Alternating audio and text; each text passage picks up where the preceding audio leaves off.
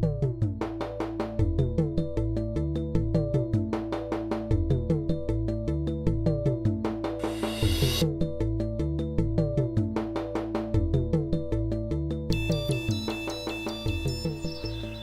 welcome back again, everyone.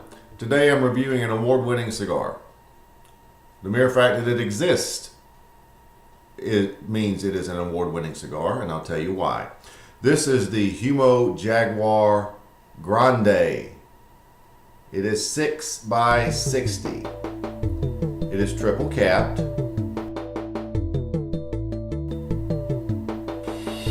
And it is extremely dense. It feels very weighty in the hand. Now, getting back to the award-winning status. Humo Jaguar is the name of a festival in Honduras held every year. And it is open to anyone who grows tobacco in Honduras. Now, Nestor Plasencia came up with this blend. It is a blind tasting among the panel of cigar smokers there. Over 200 cigar smokers. And in 2011, this was the winning entry. Well, Miami Cigar quickly snatched it up and started marketing it. Now, one thing you'll notice about this cigar, if you can find them, and they are available at shops, is look at the wrapper. I mean, it's extremely well made. And I love the fact that it's triple capped. We've already gone over that. Now, the cigar is, the wrapper is Honduran Oscuro. The binder is Talanga Honduran, and the filler is Honduran. So it is all Honduran. You could say it is a Honduran Puro. So we're going to sample it today. I have had these previously, so I have a little background mental knowledge of it, but it takes a while to go through this cigar. Let's get to it. The only way to find out about it is to get to it. Here we go. Okay, first we need to cut the cap. Love the triple cap on cigars. Love it. This is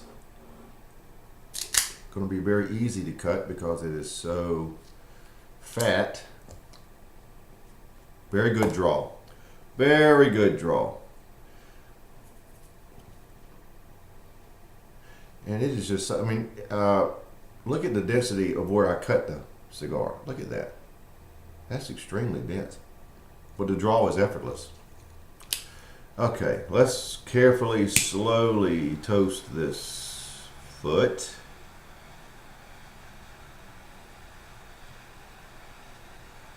So big.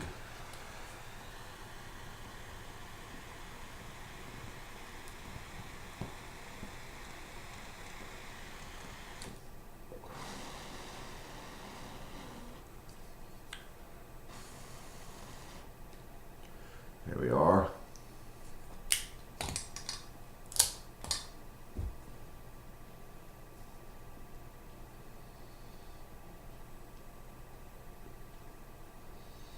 You get a lot of sweet notes right away.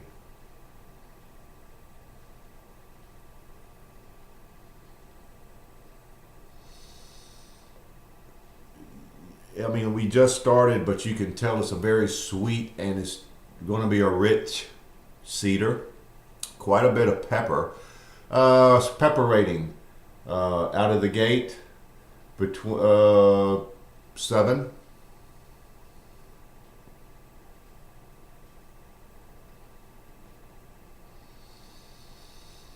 So those are your initial flavors, even at this early stage. Look how white that ash is.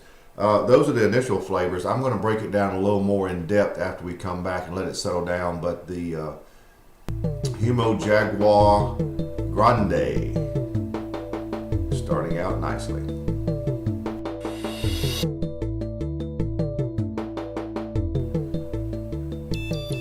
Well, I'm only about less than a half-inch in. Again, I call your attention to that white ash. Isn't that pretty? Wow. Now the flavors have settled down somewhat. You still have that cedar, nice, and it's not quite as rich as I thought it would be at this point. But there's some richness. There's notes of wood. The sweetness of the cedar seems to have another flavor on the par of like a peaches. Okay, so if you can imagine that. There seem to be some very thick cream notes also on the front end. Now that'll about do it for the front end. The finish is very much one of a French vanilla. That's what I would call it. And it's maybe just a tad of lingering pepper, but not much. So it's going along very nicely. It's only somewhat of a medium-bodied, to start off with, but has nice flavors. Though I like the sweetness. I like the cedar and the peach, if you will, combination. The cream, which comes into play, and as I said before, the pepper is very nice. I think I'll back down the pepper and say it's between 6 and 7. So it's still very good. I mean, it's very noticeable. Just nothing overpowering about it. Doesn't need to be. So Humo Jaguar Grande with the whiter than white ash. Be right back.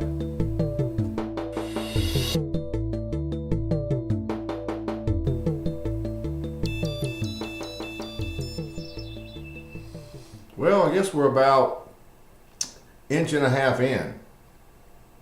As you can see, that ash is still intact and very white. From that angle, from the end, it looks like this, but that is your ash. Losing a lot of those peach-like notes. The cedar is still there.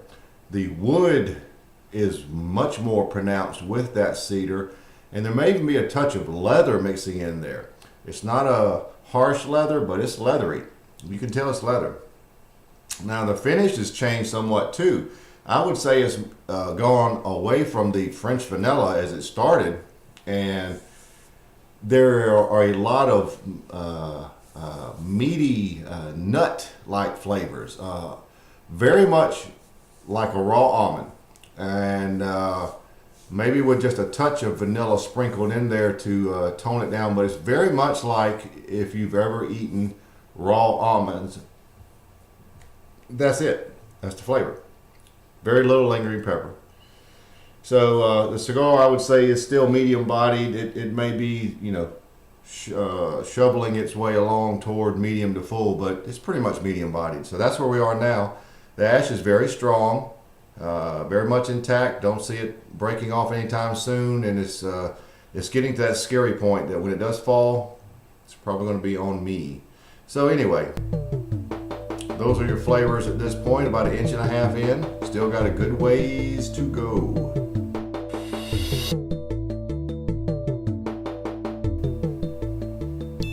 Well, I'm well into the midpoint range, and as you can see, that ash did fall off, and the cigar is burning extremely nicely and very evenly. The sweet notes have really decreased. Don't know where they went, but they're not here right now. There are more nutmeg type flavors mixed with the cedar, but they are both overshadowed by the wood and leather notes. They are quite strong right now. The pepper remains, fine. It really hasn't changed. It might have ticked down a notch, but it's still very, very nice. And the finish is still pretty much like we described before. You've heard cigars that's described as meaty. This would be an example. The flavors with that wood and leather combined with the other flavors, you have a very, what reminds you of a steak almost. It's very meaty, and they're very prominent flavors, and if you like that sort of thing, you will enjoy this type of cigar. I would still say it's in the medium-bodied range, but the fact that it lost a lot of its sweetness is a negative for me. I hope it comes back, and I hope it's just a lull in the storm, so to speak. But it's not there right now. You have the cedar and nutmeg, but it has very little sweetness to it. As I said, those other two flavors, the wood and the leather, just, boy, it's really overpowering the cigar right now. But that's where we are at the midpoint.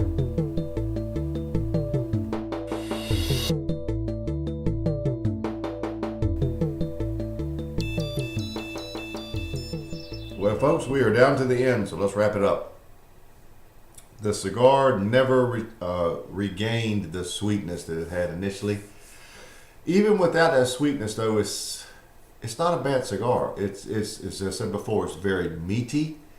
There are a lot of wood leather notes with, in the end, what I would call secondary cedar and nutmeg notes. The pepper was very good. It actually came up a tick here at the end, back to where it started, actually, about a 7 plus. The finish stayed about the same. But I can't overemphasize the meatiness of this cigar. It's very much like a piece of meat, grilled meat, if you will. This was the winning cigar at the Humo Jaguar Festival.